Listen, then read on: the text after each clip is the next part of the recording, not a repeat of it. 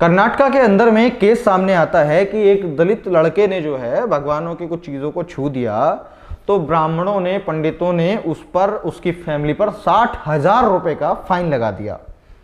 अब ये बड़ी शॉकिंग घटना है और वो भी 21वीं सदी के अंदर में। तो फिर गांव वालों ने अलग तरह से बदला लिया। इनका अच्छा 60,000 का फाइन लगाओगे, लो हम एक काम करते हैं, तुम्हारी पुश्तों को भिखारी बनाने के लिए कदम उठाते हैं। तो कर्नाटका के उस गांव के लोगों ने क्या किया, आप वीडियो भी देख सकते हैं स्क्रीन पर। उन्होंने क्या किया कि जो भगवान की तस्वीरें थी, मूर्तियां थी, जो दलित लोग एक अलग ही उसमें आकर के पूजते थे, मानते थे, उनको अब समझ में आ गया और वो अब लोग जो है वो उन मूर्तियों को हटा करके डॉक्टर अंबेडकर, तथागत बुद्ध की प्रतिमाएं, फोटो को अपने घर में लगा रहे हैं। ये वीडियो में आपको साफ साफ दिख रहा होगा। अब सोचिए कि पूरे देश भर में बहुजन समाज के लोगों के साथ में यही हो रहा है। हम वीडियोस बनाते हैं, ठीक है, कई लोग और भी वीडियोस बनाते हैं, तो उसमें बहुजन समाज के लोग आकर ही, SC ST OBC के समाज के लोग आकर ही गालियां बकते हैं। अरे तू ऐसे कैसे बोल रहा है भगवान पे, अरे तू अभी जानता नहीं है, अभी तो अज्ञानी है, अभी तो बच्चा है, तुझको भगवान की शक्तियों के बारे में नहीं पता, तू तो हिंदू धर्म विरोधी है, तो सनातन धर्म विरोधी है। यही SC ST OBC के लोग, और OBC के लोग खास तौर से ज्यादा गला फाड़ फाड़ के अरे तुम ये कर रहे हो, वो कर रहे हो। लेकिन जब जब लात लगती है ना, जब जब ठोकर लगती है, जब दिखता है, तब इन लोगों को कहलाती है। ठीक उसी प्रकार क्या है कि कर्नाटका के अंदर में जो ये केस है वो हुआ है, और उसके बाद में फिर लोगों को अकल आया कि यार ये तो बड़ा गंभीर मामला है सारा। जिनको हम घर पे रख के पूज रहे हैं, जिनको हम मंदिरों में पूज रहे हैं, जिनको हम मान रहे हैं, जिनके प्रति आस्था रख रहे हैं, जिनके लिए हम गुलामी करते आ रहे हैं ब्राह्मणों की सदियों से, साला बच्चे ने छुआ तो 60,000 का फाइन लगा दिया। तो फिर उन्होंने क्या काम किया, हटाओ इनको, हट, निकालो बाहर। और मैं गारंटीड कह रहा हूं, जितनी कामयाबी शायद उन परिवार वालों ने आज तक नहीं की होगी, आने वाले 10 साल में वो उससे बहुत ज्यादा कामयाबी हासिल करने वाले हैं। क्यों?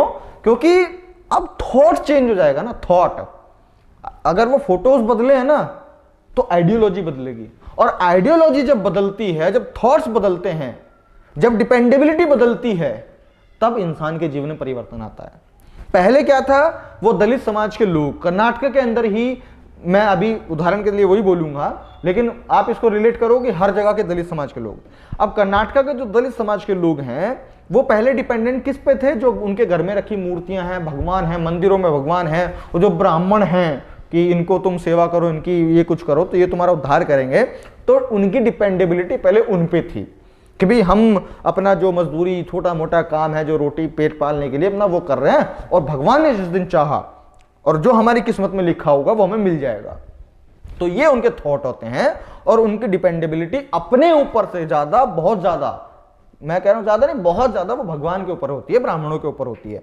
लेकिन अब जब वो फोटोज बदली हैं, मूर्तियां बदली हैं, तथागत बुद्ध की फोटो लगी है, अंबेडकर जी की फोटो लगी है, तब अब उनकी आइडियोलॉजी भी चेंज होगी। क्यों? क्योंकि अब जब नई नई मूर्ति आई, नए नए फोटो आए हैं, तो उनके बारे में जाहिर सी बात है वो कुछ सुनेंगे, समझेंगे, यूट्यूब पे आकर के वीडियोस देखेंगे। अब उसमें अगर 2-4 वीडियो हमारी मिल गई तो भाई फिर तो उनका कल्याण होने से कोई नहीं रोक सकता।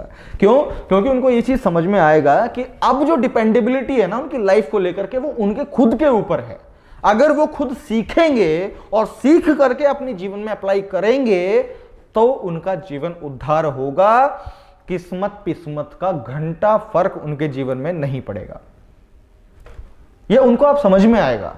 और अगर यही बात, यही चीज हमारे पूरे देश के बहुजन समाज के लोगों को समझ में आ जाए, SC ST OBC समाज के लोगों को समझ में आ जाए कि भाई जब आप करोगे तब आपको सारी चीजें मिलेंगी, अगर आप नहीं करोगे तो पूरे विश्व में कोई भगवान नाम की कोई ऐसी चीज नहीं है, पूरे विश्व में कोई ईश्वर, चमत्कार, शक्ति नाम की कोई चीज नहीं है जो आपको आपके मौलिक अधिकार या फिर आपको कुछ भी दिलवा सके, क्योंकि अब से पहले तक भी नहीं दिलवाया था, है ना।